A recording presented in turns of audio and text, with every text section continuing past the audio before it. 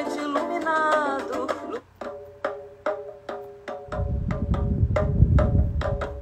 Eu é no lombo do meu cavalo. Bala vem, mas eu não caio. A armadura é proteção. Avanço sob a noite iluminado. Luto sem pestanejar. Derrubo sem me esforçar. A guarnição, a guimba e a fumaça do meu cigarro cega o olho do soldado que pensou em me ferir. Com sorriso derrubo uma tropa inteira, mesmo que na dianteira a sombra venha me seguir. O gole da cachaça esguicho no ar, chorando na labuta, sua me quebrar. E o golpe do destino, esse eu sinto, mas não caio. Guerreio é no lombo do meu cavalo. Guerreio é no lombo do meu cavalo. Bala vem, mas eu não caio. A armadura é proteção. Avanço sob a noite iluminado. Luto sem pestanejar. Derrubo sem me esforçar. A guarnição, a guimba e a fumaça do meu cigarro cega o olho do soldado. Boa noite a todos, boa noite a todas, boa noite a todos. Hoje estamos aqui para mais uma conversa com gente de terreiro, com gente de axé, nos 21 dias de lives de resistência de terreiro. Dadá já está aqui, Camila, professor Tiago, Edna, Lúcia. Tiago, querido, manda isso, manda você o convite.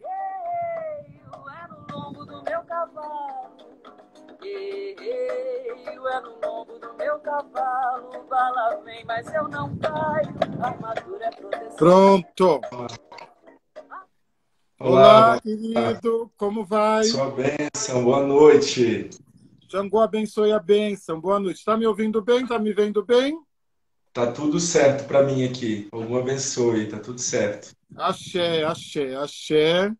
Pessoal, então hoje nós estamos aqui dando continuidade aos nossos 21 dias de lives.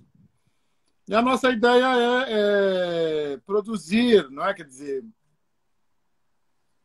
produzir narrativas, não é? De gente de terreiro, porque as pessoas não nos conhecem, não é? Quer dizer, elas não sabem sobre nós, não sabem como é que nós chegamos ao terreiro, por que nós chegamos, por que ficamos, não é? Quer dizer, o que representa o terreiro para nós, não é? Elas não sabem também que nós trabalhamos, pagamos impostos, amamos, odiamos, que a gente também adoece, não é? Quer dizer, elas acham que nós somos seres sobrenaturais, no mau sentido da palavra.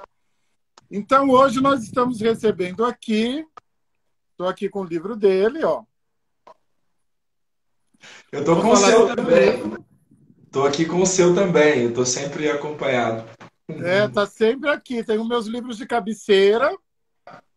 O professor, o Omar-Ogum, professor Tiago Teixeira, é graduado em filosofia pela PUC Minas, mestre em filosofia e doutorando em ciências sociais também pela PUC Minas. É professor do Instituto de Filosofia da PUC Minas, colunista e editor da revista Censo. Pesquisa os desafios éticos na contemporaneidade, mas não é, quer dizer, é sobretudo e acima de tudo um homem de terreiro. Então é por aí que nós começamos essa conversa, não é? Quando é que começa essa jornada de terreiro? Professor Tiago, querido, seja muito bem-vindo. Pai Cisney, primeiro a sua bênção, quero agradecer por esse convite, estou muito feliz em poder fazer parte desse xirê. Esses 21 dias me relembra muito meu processo de iniciação e é muito pertinente que a gente rememore esses processos nos quais a gente se redescobre em comunidade, né? E é sempre bom a gente perceber que a gente faz parte de uma comunidade que nos dá identidade, mas também que nos acolhe dos nossos erros, que nos forma como sujeitos. E é tudo isso que a gente vai conversar hoje, né? Assim, sobre esses valores éticos, políticos, que se centralizam nas nossas experiências, na contramão de todos esses valores ocidentais, da brancura, da violência, que normatizam processos políticos que nos excluem, né? Então, muito feliz por estar aqui, perceber que existem aqui pessoas do meu convívio, pessoas que eu amo. Minha navalha também acabou de entrar, então tem uma responsabilidade maior. E com o senhor, que é um querido, um amigo, um intelectual, que eu tenho profunda admiração, respeito. Enfim, estou muito feliz de estar aqui. Muito obrigado. Então, eu gostaria que você nos contasse um pouco da sua história com o terreiro. Quando é que começa, não é?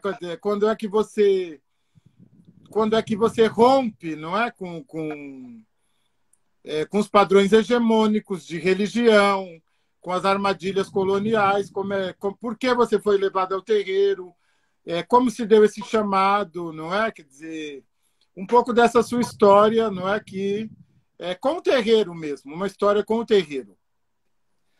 Pai, é muito. Essa história ela é um pouco complexa, assim, tem várias nuances, mas vou reduzir ao máximo para caber nesse tempo, porque é muita coisa, são muitas coisas. Mas eu tenho uma memória, né, assim, uma memória afetiva, que é todas as vezes que eu vou falar dessa história, ela é ativada, assim, me causa muita emoção. Então, eu tive uma trajetória, né? Tive uma trajetória toda pautada no ateísmo, né? Eu venho de uma recusa sistemática ao sagrado, uma recusa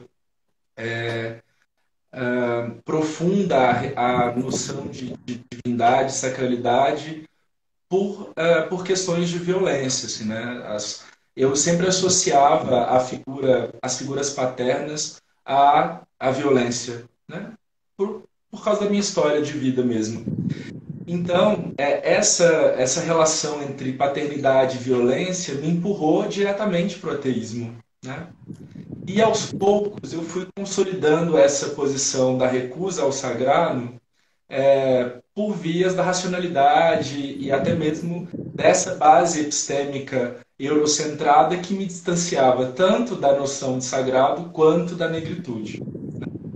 São processos multifacetados de poder que vão nos aniquilando sem que a gente perceba que está sendo destruído, né? A gente vai absorvendo o ódio e se forjando no auto-ódio.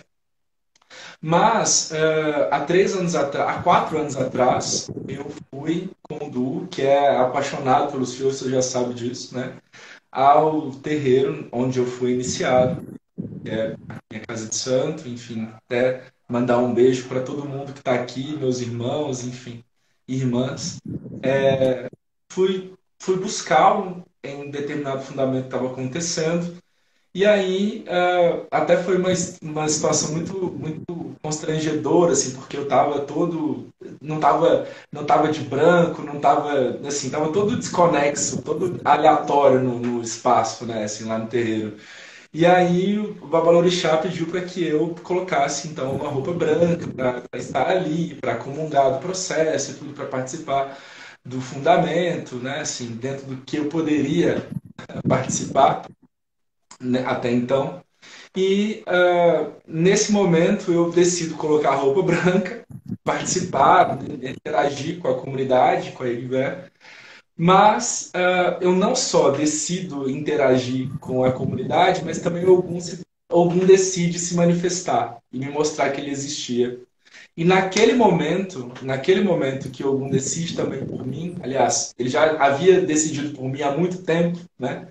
Mas naquele momento em que a gente se encontra, todas as minhas certezas, todas as minhas construções racionais, todas as minhas dores também, cicatrizes, elas são apaziguadas, né? Eu descubro algum e minha vida muda radicalmente, a ponto de eu, pouco tempo depois desse fato, dessa cena, eu decido por me iniciar, né? Por várias razões, por várias quebras que já estavam acontecendo, e por isso eu acredito muito que Ogum é vivo na minha vida, porque esse caminho já estava sendo forjado para que eu pudesse desfazer várias amarras, né, assim, várias prisões, inclusive epistêmicas, né, assim, os distanciamentos com perspectivas supostamente hegemônicas, inquebráveis, já estava acontecendo, né, algumas questões que eu já levantava dentro da filosofia, como, por exemplo, a manutenção de silêncio, né, do apagamento, da solidão, como produção epistêmica, como produção política, né, assim, a gente vai começando a ter noção de como que o racismo vai constituindo os espaços para nos apagar, para nos enfraquecer, para fazer com que a solidão seja uma experiência inquestionável. E no momento em que a gente começa a se aquilombar, né, politicamente, epistemicamente, afetivamente, essas quebras vão acontecendo. Então Ogum preparou tudo, né, assim, para que nesse momento que nós nos encontrássemos, eu já estivesse muito preparado para o processo iniciático. Então, pouco tempo depois dessa experiência, eu me iniciei, né? O ano passado completei a minha obrigação de 3 anos. Assim, como IAO, eu estou nesse processo de aprendizado, de troca, de escuta, né? De observação e de uma condição política também, né, pai? A gente fala muito sobre isso, né? Nossos corpos são políticos, as nossas presenças nessa contramão que é construída para nos aniquilar também é política. Então, a minha experiência dentro do terreiro e como homem de axé é uma experiência em si mesmo subversiva, né? Então, a gente está o tempo todo na integralidade, porque eu não sou o Tiago do Ogum apenas quando eu estou na roça. Eu sou o Tiago do Ogum em todos os momentos em que eu penso, eu acho, em que eu me relaciono com as pessoas, o meu trabalho, né, os valores civilizatórios que a gente aprende dentro da casa. O seu som baixou, Tiago. Que alteram praticamente a nossa percepção de mundo. O seu som baixou, Tiago, querido. E eu concordo que muda. Tiago, o seu som. Precisa mudar as nossas percepções, porque senão a gente continua sendo vetor de toda uma política, de toda uma ideologia de mundo que nos assimila, nos destrói, nos assimila para nos destruir. Então é por aí. Você está me ouvindo? Está me ouvindo? Tiago, você está me ouvindo ou não? Está me ouvindo? Uai, agora ficou mudo para mim. O som caiu. Você bateu em alguma coisa que o som... Agora voltou, será? Voltou, estou te ouvindo. Está me ouvindo? Estou ouvindo, senhor. Você esbarrou em alguma coisa e o som baixou. É emoção. Olha só, bom, eu tenho a impressão que ninguém é ateu para negar as tradições de matriz africana. Na verdade, na minha cabeça, as pessoas são ateias por conta do cristianismo, né? Ninguém... Não é? Quer dizer, me parece, não sou especialista, não é? Mas me parece que o ateísmo é mais uma negação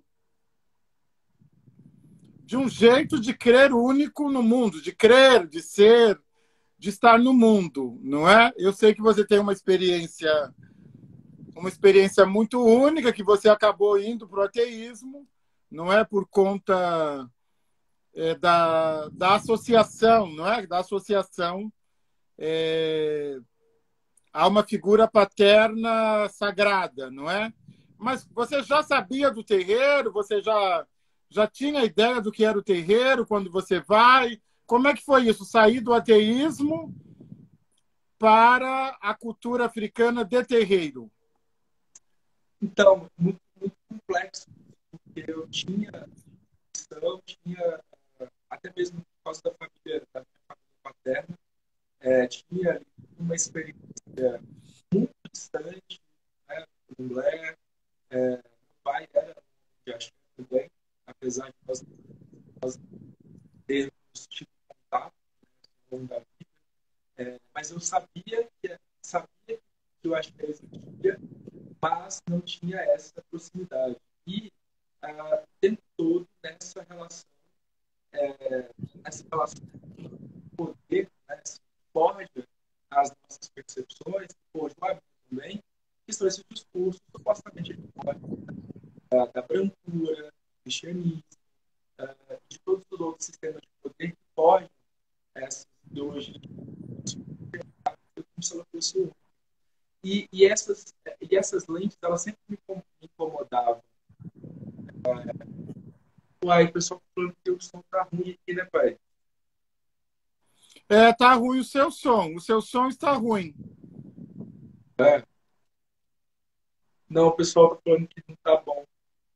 Será que se eu sair voltar melhor? Sai e entra novamente. Vamos fazer o teste. Ok. Vou fazer o seguinte. Vou fazer isso.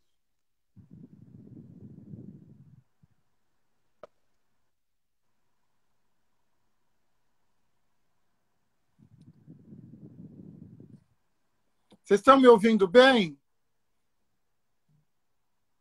Estão me ouvindo? Tava normal, professor Tiago, depois começou a picotar o som. Vocês estão ouvindo, pessoal?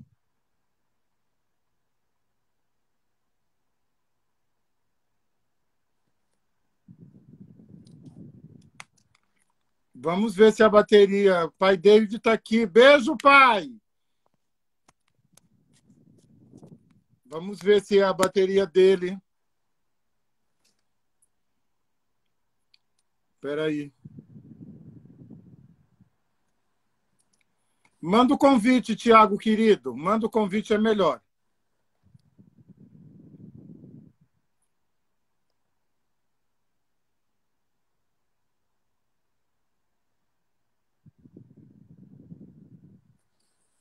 Ele já está resolvendo lá. Não fujam, que a gente vai continuar com essa conversa deliciosa.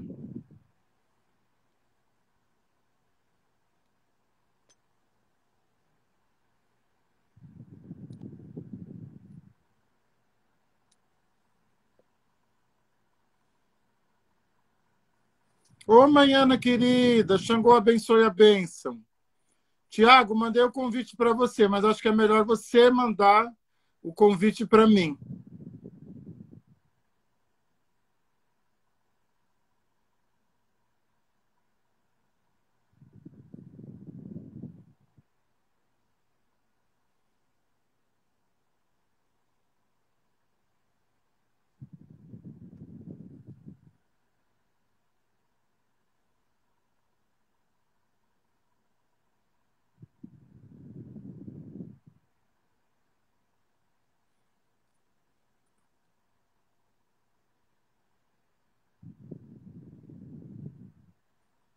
Manda o convite, Tiago.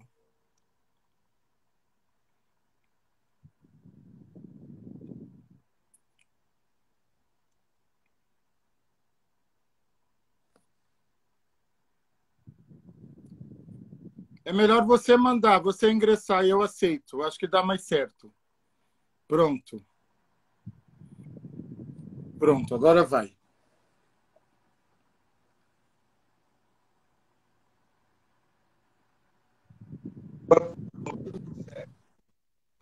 Pronto, voltamos. Ah, que bom, pai. Fico feliz. Voltamos, Rapaz, estou lhe ouvindo. então vou retomar a nossa conversa para a gente não perder nenhum minuto. Isso, Vou retomar eu quero saber como é que você já sabia do terreiro, como é que se dá essa saída do ateísmo para o terreiro? Como é que é isso? Você já sabia do terreiro? Você já tinha conhecimento? Eu sabia que existia toda essa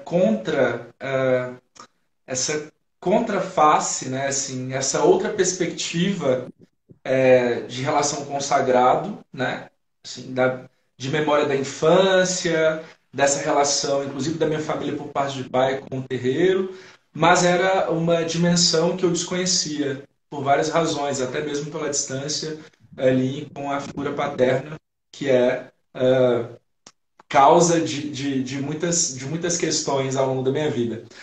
Mas a relação com o ateísmo foi mesmo uma espécie de blindagem com várias questões, inclusive com essa dimensão do poder.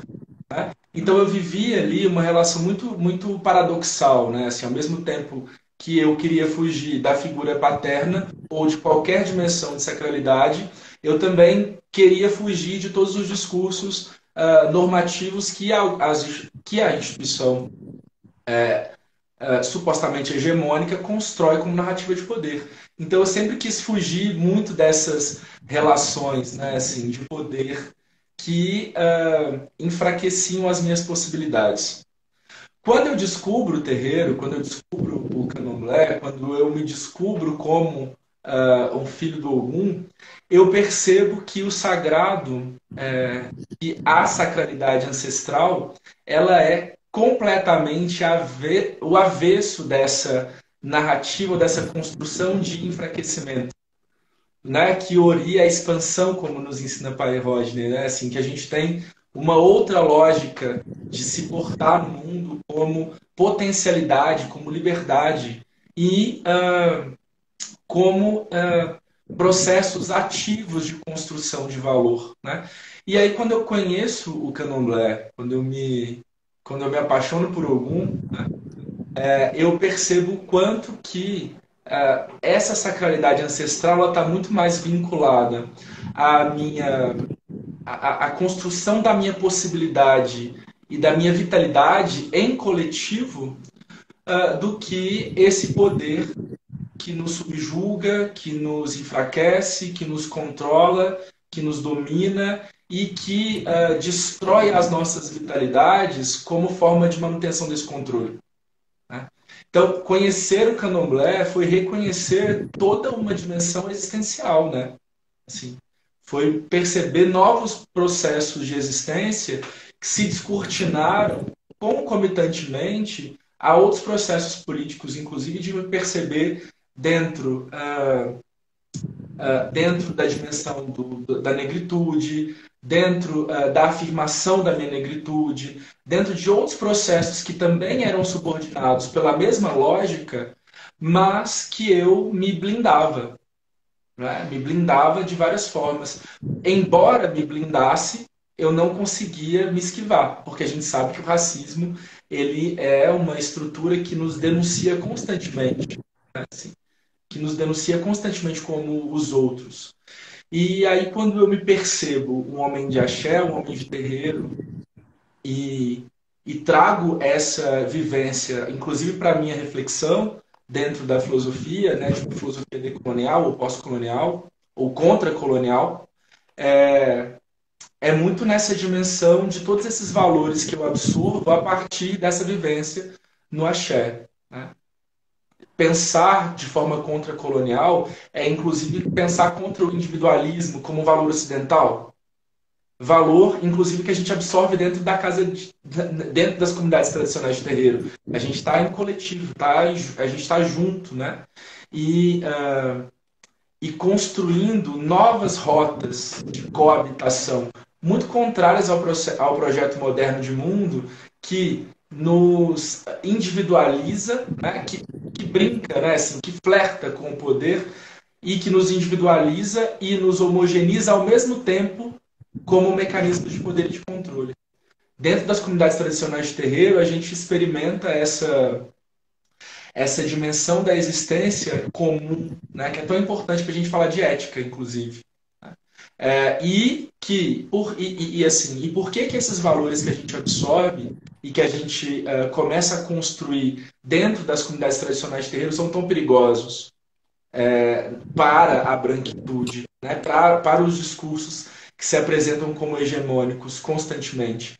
Porque aquilombados e coletivamente a gente consegue todas as coisas. né, pai? E aí essa é a sensação, essa é a percepção que eu tenho dentro da casa, dentro da comunidade tradicional de terreiro, né, dentro do axé, que ali dentro a gente consegue mover tudo de forma coletiva, né?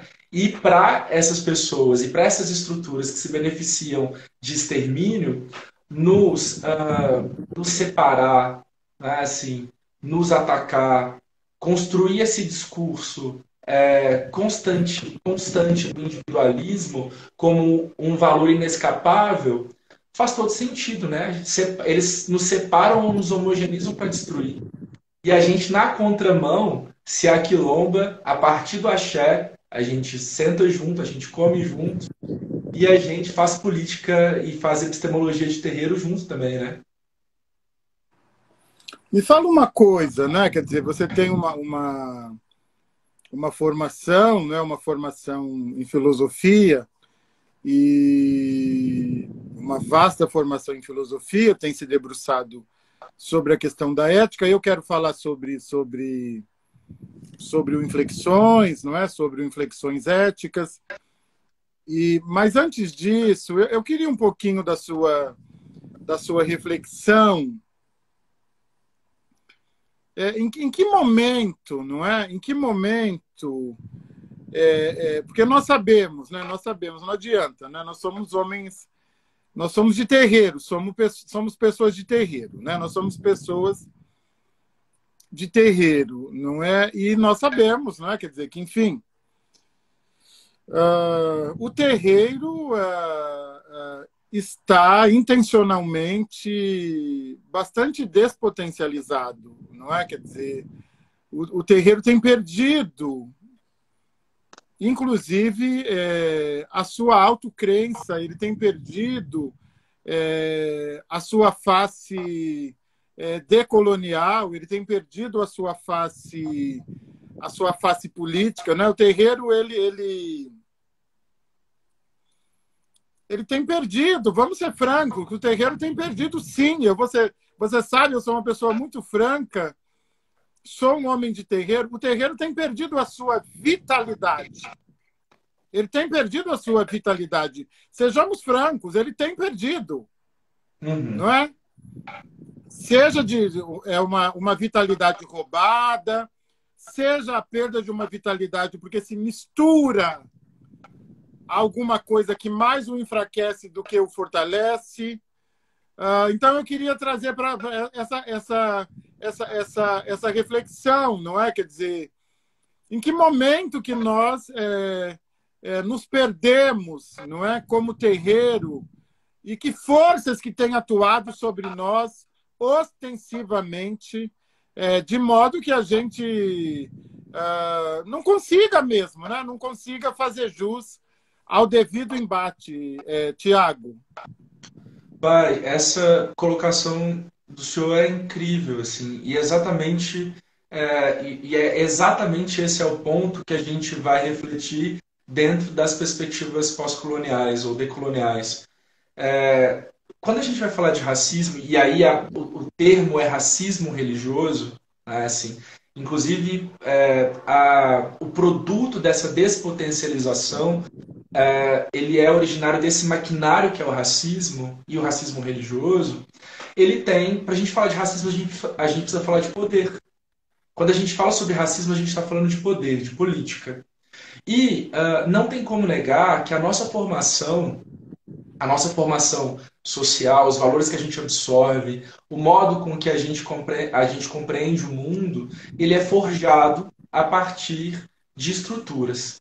E essas estruturas são uma espécie de jogo de espelho, né? Assim, porque, veja bem, nós passamos uma vida inteira olhando para o mundo e tendo como reflexo de volta a brancura, o cristianismo, a heterossexualidade, a cisgeneridade, todos esses princípios que se apresentam para nós nesse jogo de espelho como possibilidades únicas e inescapáveis e, embora tenham sido forjadas pelas dinâmicas de poder, são naturalizadas, são tornadas essenciais ou inquebráveis.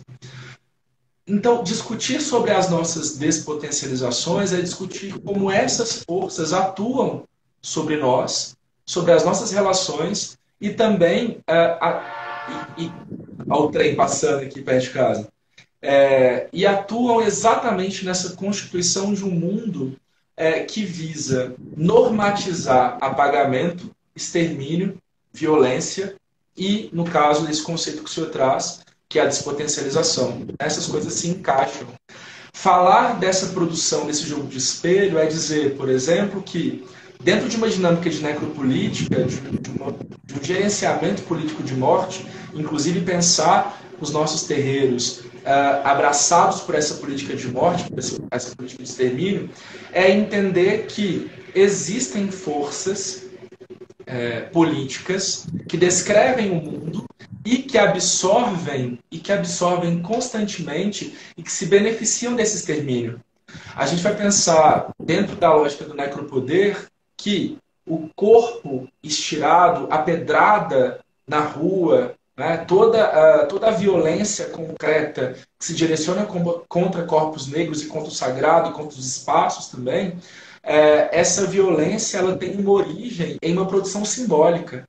Então é preciso demonizar a nossa ancestralidade, é preciso associar tudo que se vincula à negritude como o mal, né, e todos esses aparatos retóricos e simbólicos que o senhor trabalha muito bem no Intolerância Religiosa. Então, há uma circulação entre a produção do inimigo comum e o extermínio desse inimigo. A despotencialidade, né, essa ausência de vitalidade, ela também é produto desse jogo de espelho. Porque enquanto nós estivermos olhando para o mundo a partir dessas lentes que não nos afirmam, nós vamos seguir sendo destruídos, né? Sendo vetores desses mecanismos de destruição. Então, é urgente, penso eu, esse processo de afrocentralidade ou de valores que escapam desses mecanismos que constroem o mundo e que nos destroem, para que a gente consiga se potencializar de novo. Cuidar do nosso ori é exatamente isso, né? Assim, cuidar do ori é se potencializar. E a gente não vai fazer isso absorvendo valores que nos destroem. Né? Eu não vou conseguir fortalecer o meu ori absorvendo o individualismo. Eu não vou me potencializar em coletivo, tragando e absorvendo valores civilizatórios que são ventilações sistemáticas de colonialidade, de colonialismo, de hierarquização entre sujeitos, de clivagem, né, de separação violenta entre os sujeitos, dizendo que nós somos mais dignos ou mais palatáveis do que os outros, que a minha casa ela é a origem ou a mais perfeita em detrimento de outras, que a minha experiência é mais verdadeira do que de outras pessoas. Todas essas dimensões são reproduções sistemáticas de sistemas que nos aniquilam. Hierarquização, separação, clivagem, disputa, a construção do inimigo, todas essas prerrogativas são prerrogativas coloniais, são sistemas modernos de produção de mundo que normatizaram o nosso extermínio. E a gente se pega ou percebe que os nossos e as nossas, por vezes, reproduzem esses valores, né, que não faz outra coisa a não ser ampliar um alvo nos nossos peitos. Bom, esse processo de reprodução sistemática desses princípios modernos, embora faça com que algumas pessoas se sintam protegidas, não protege ninguém. Porque enquanto a gente está construindo uma lógica fora da solidariedade, fora da comunidade, essa estrutura que se beneficia da nossa aniquilação segue o seu fluxo. Né? Gosto muito quando a Bell Hooks fala sobre o amor nas suas produções, porque a gente vai pensar o amor político e eu vou responder o senhor a partir dessa provocação da potencialidade, da despotencialização, a partir da necessidade de a gente entender como que as nossas alianças são importantes. E que, no momento em que a gente segue corroborando essa política de extermínio que se beneficia do ódio, a gente não é capaz de fazer aliança. Né? A gente vai seguir sendo vetor de práticas ideológicas e práticas, ideologias, valores de extermínio que não nos salvam. Enquanto a gente achar que o nosso irmão, ou a nossa irmã, ou a casa daquele sujeito, ou a casa daquela irmã é o meu inimigo, né? A gente não consegue olhar para de fato quem são os nossos reais inimigos. A branquitude, os sistemas normativos e estruturais e estruturantes das nossas relações sociais, das nossas relações políticas e econômicas, que se beneficiam do extermínio da população negra. E também do sagrado, que é ancestral. Então, acho que o princípio de potencialização do nosso ORI, da nossa comunidade, da nossa força, está muito vinculado à nossa capacidade de perceber que as alianças são fundamentais, né? Contra todos esses sistemas que se beneficiam do ódio e do auto-ódio. Enquanto você falava, né, eu fiquei pensando num valor civilizatório, que para mim é um valor civilizatório, que é o entre os Yorubá, mas na verdade isso está bem espalhado entre outras culturas africanas, que é a noção de interdito, a noção de tabu, que nós chamamos no candomblé nagô de Ewo e Kizila, não é? em Quimbundo. Então, enquanto você falava, eu fiquei pensando o seguinte, que a gente tem sido sistematicamente forçado a violar interditos e temos colocado para dentro do terreiro, temos forçado o terreiro se alimentar de valores que o enfraquecem, não é? Quer dizer, então é um corpo, não é? Quer dizer, todo corpo, toda existência, não é? Possui algumas coisas que lhe enfraquecem, né? Todos nós temos a nossa criptonita, não é? O terreiro também tem a sua criptonita, não é? E se ele começa a ser tomado pelos valores da brancura, do cristianismo, não é? Os padrões hegemônicos, e começa a se esforçar para aparecer com o seu algoz, automaticamente ele enfraquece, não é? Quer dizer, a sua vitalidade automaticamente está comprometida. Então, foi agora nesse momento em conversa contigo que me veio isso, que a gente precisa ser muito cuidadoso, não é? Na escolha mesmo, né? Na escolha dos caminhos aos quais levamos o terreiro, as decisões de terreiro, os comportamentos de terreiro, quer dizer, como é que nós alimentamos o terreiro. E se nós alimentamos o terreiro com valores civilizatórios que não são dele, automaticamente ele começa a perder a sua vitalidade. É isso que tá na minha cabeça. Eu concordo e penso, pai, que o processo de esvaziamento, né, o processo de esvaziamento dos nossos espaços, ele não é um acidente, né? Os esvaziamentos dos espaços de negritude, dos espaços de afirmação das nossas identidades, os espaços que nos tornam negros de forma afirmativa, esses espaços onde a gente consegue se reconhecer de forma positiva, na contramão de todos os outros processos simbólicos sociais que nos destroem todos os dias. Quando eu olho para um livro didático e não vejo meu corpo, aliás, vejo associado a páginas específicas de pobreza, de desigualdade social, ou quando vejo que os nossos corpos, quando o assunto é família, os nossos corpos não estão apresentados, quando eu olho para a TV, quando eu olho para as narrativas, e esses espaços todos sociais nos desafirmam, o espaço de axé, as nossas casas, os nossos terreiros, são espaços potencializadores, esse termo que eu gosto muito que o senhor traz, né? De lentes, né? De reflexos afirmativos da nossa existência. Então, pensar essa estratégia de esvaziamento, né, assim, essa ideia das infiltrações dos valores que não são civilizatórios, porque esses valores modernos eles são pautados na barbárie. Eu gosto quando a Aimé Césaire, no discurso sobre o colonialismo, ele diz que a modernidade ela é um paradoxo, né? Assim, porque a narrativa foi nos animalizar, foi nos enfraquecer para nos dominar. E a ideia era nos dominar sobre o argumento de humanização, de humanismo, né? De civilização, de civilidade.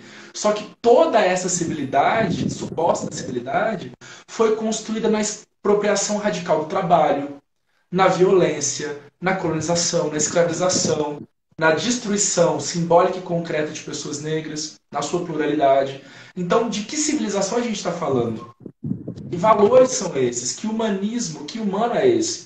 Então, quando esses valores que são tecidos na barbárie infiltram nas nossas casas, não há outro fenômeno que vai se desdobrar daquilo, dessa infiltração, não há outro fenômeno a não ser a destruição, a manutenção dessa destruição. E nesse sentido, eu acho que é preciso que a gente se torne mesmo muito atento, né, que a gente fique atento e atenta a essas infiltrações, porque elas são responsáveis pela manutenção de poder. O interesse colonial, da lógica colonial, é a manutenção do poder. E aí você cria toda uma dimensão do outro como inimigo, como o desprezível, como aquele que precisa ser ou neutralizado ou destruído, e a gente fica reproduzindo essas lógicas, né? A gente fica reproduzindo essas lógicas nas nossas micro-relações de poder ou nas nossas macro-relações de poder. É muito importante que a gente perceba como esse processo colonial ele ventila organizações de mundo. O racismo é uma engenharia que estrutura as relações. E se a gente não colocar, né, assim, não se colocar crítico e atento o tempo todo, a gente acaba reproduzindo essa engenharia nos nossos espaços. É muito importante isso que o senhor está trazendo. Assim. E ao contrário, a gente precisa fazer o movimento contrário. Né, assim. Eu lembro muito da Carla Cotirene, uma fala que ela tem que eu achei incrível, né? Assim, ela falando de como que a gente precisa absorver uma filosofia de Oxum, né? Assim, uma filosofia política, né? Assim, similar à água, né? É preciso que os nossos valores eles infiltrem nessas estruturas que se interpõem contra nós e frature essas estruturas. É o movimento contrário, né? Essa sociedade ocidental, esses valores da brancura e todos os outros eixos que se colocam contra nós precisam ser destruídos pelos valores que nós temos. Né? Assim, se a sociedade moderna e contemporânea padece do individualismo, é preciso que a gente ensine o que é comunidade. Se a sociedade contemporânea tem um problema de perceber que existe um mundo fora de si porque só consegue entender a parte da visão e consegue ver a distância, as coisas e acha que conhece, a gente precisa ensinar que conhecimento é com o corpo inteiro. É com o olfato, é com o paladar, é com a audição, é com o tato. Né? Então, a gente precisa infiltrar nesses espaços mostrando que existem outros paradigmas de civilidade, de humanidade, que não são esses que se beneficiam do extermínio. Né, pai? Eu acho que o processo é esse, né? Da gente se fortalecer para infiltrar nos espaços da brancura, do cis-heteropatriarcado, enfim, e de todos os sistemas que se beneficiam aqui da aniquilação. É isso. Chegamos, né? Estamos conversa deliciosa voa. A gente não pode partir sem falar, não é, desse grande livro, Inflexões Éticas, de Tiago Teixeira. E como é que nasce esse projeto, Tiago, querido? O Inflexões ele nasce bem nesse movimento de ruptura, né? Com todos esses todos esses valores, inclusive na filosofia. A minha formação é na filosofia e a minha formação foi profundamente marcada pelas narrativas do norte global, masculinas, brancas, né, assim, cis heterossexuais. Enfim, a minha formação na filosofia foi como qualquer formação de qualquer pessoa que está estudando filosofia, que foi absorver o mundo a partir de lentes que não são as nossas, né? E isso me incomodou sempre, assim, porque a sensação que eu sempre tive foi de um hiato, né? Assim, porque eu fui entendendo o mundo, entendendo processos, entendendo o pensamento a partir de narrativas que não me abraçavam. E as minhas pesquisas elas caminharam para o campo da ética, né? E eu fui percebendo como que esse lugar das reflexões éticas padeciam de uma absorção de valores decoloniais. Porque quando a gente fala de ética e fala de moral, a gente vai pensar essas dinâmicas muito a partir daquilo que teóricos apresentam como modelos únicos de mundo. E os mesmos teóricos que fundamentam o pensamento ético, supostamente universal, são pensadores que na modernidade davam aporte teórico para a colonização, para a escravização de pessoas. Então eu fiquei pensando, isso sempre me incomodou bastante, sabe, pai? E nesse incômodo, e eu acho que o incômodo ele é profundamente insurgente, político e decolonial, porque a gente começa a se incomodar tanto que a gente decide agir.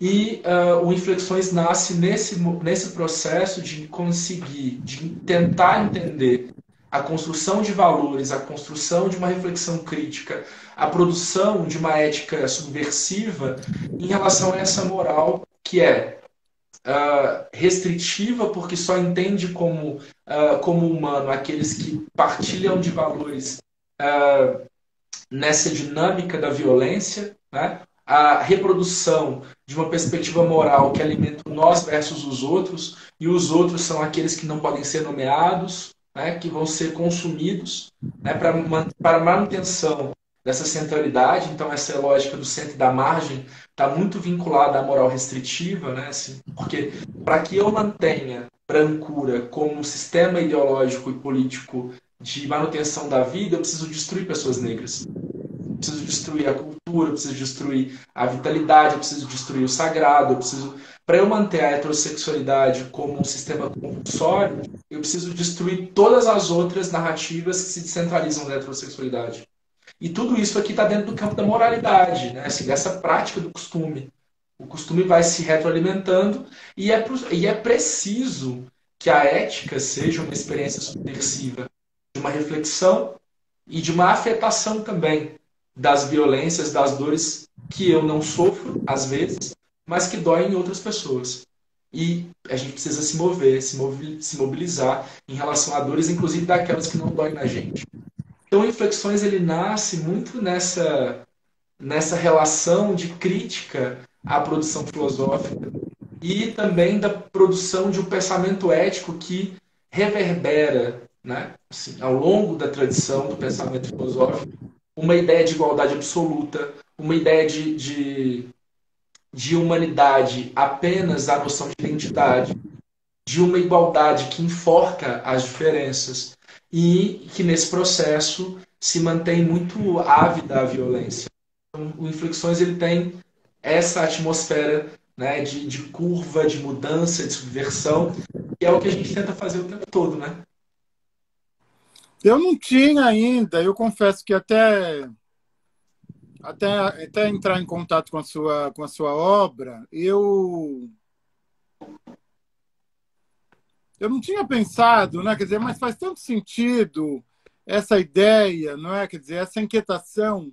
Mas quem forjou a ética, né? Quem é o responsável pela ética, não é? Quer dizer, a ética é um discurso, não é? Quer dizer, a ética é um texto, a ética é uma norma, não é? Quer dizer, quem forjou a ética? Não é? E há uma ideia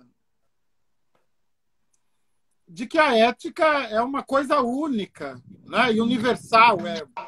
é um grande guarda-chuva em que cabe, em que devem, né, ao que tudo deve se ajustar, né? Quer dizer, um grande globo, e você tem que se ajustar a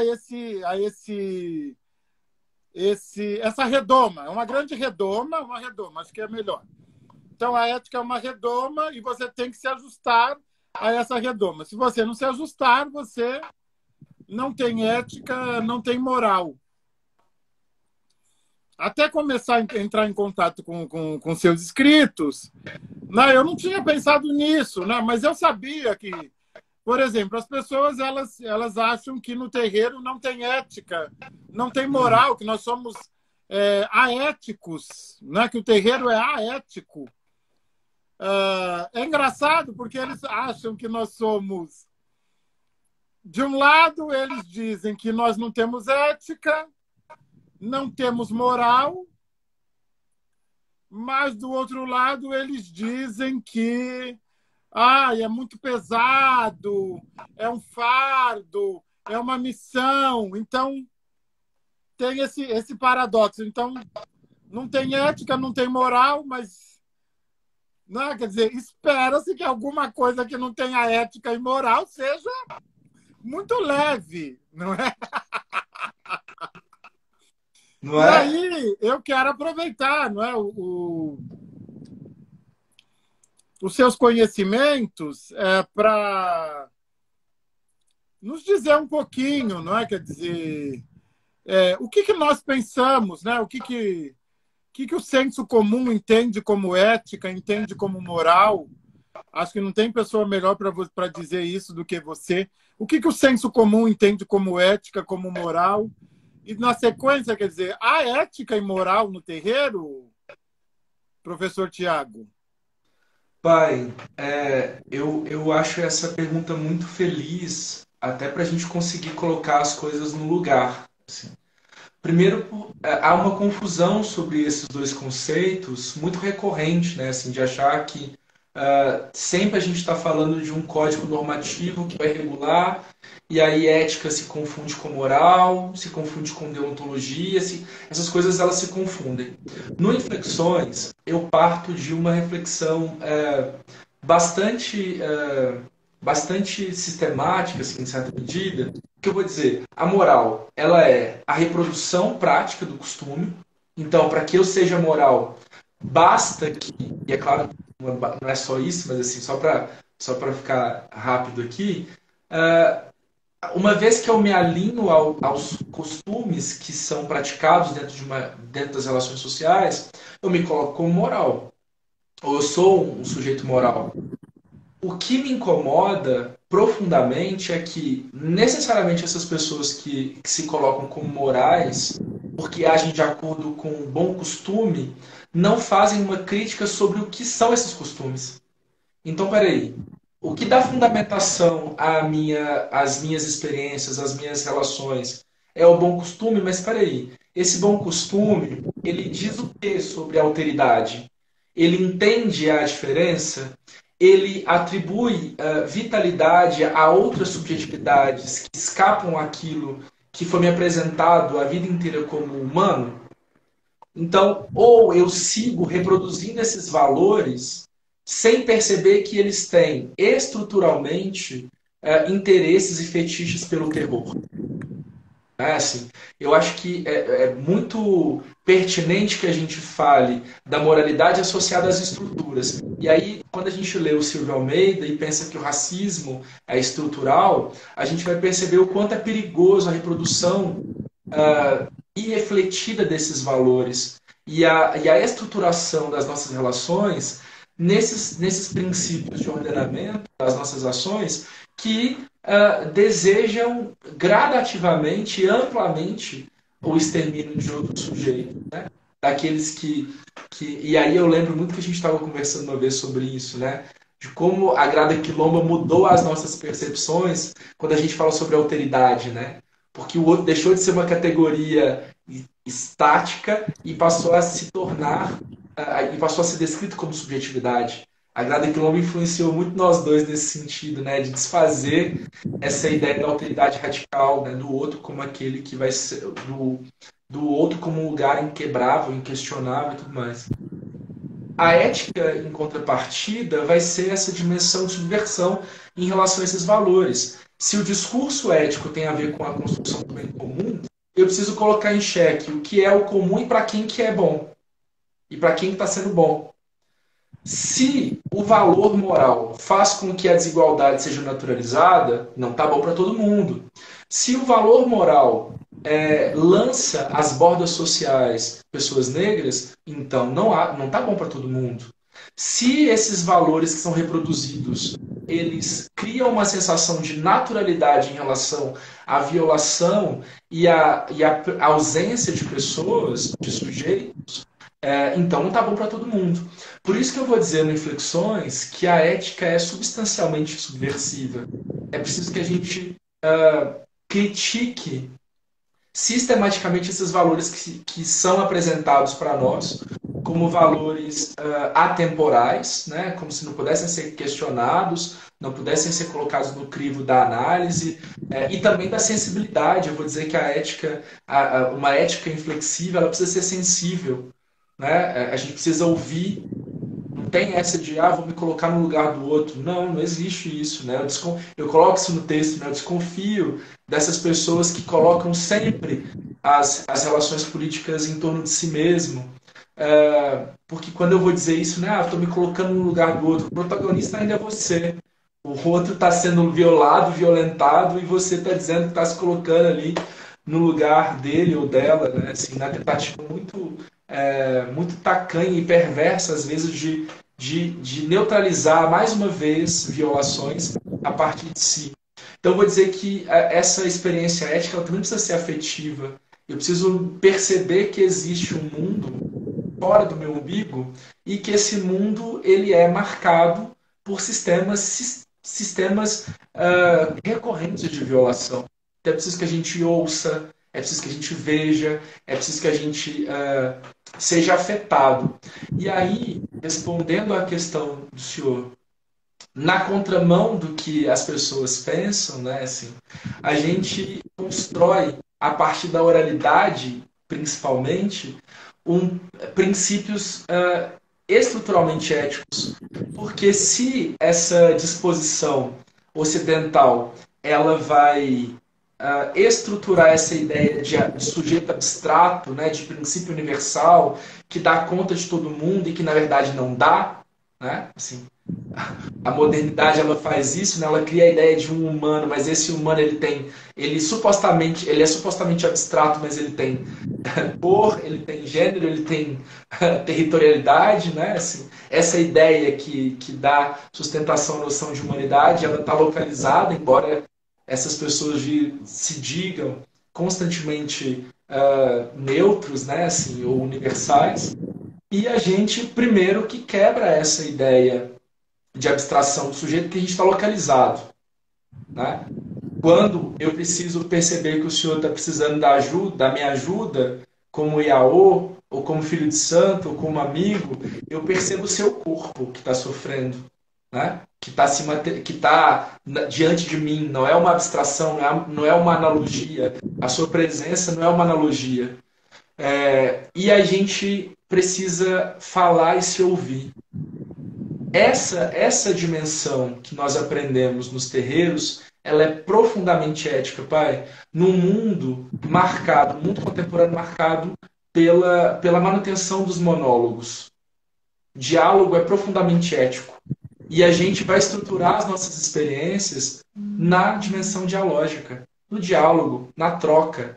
Né? Na troca justa, não no roubo, como diz Pai Rodney, né? Assim, não dá para confundir também troca com roubo.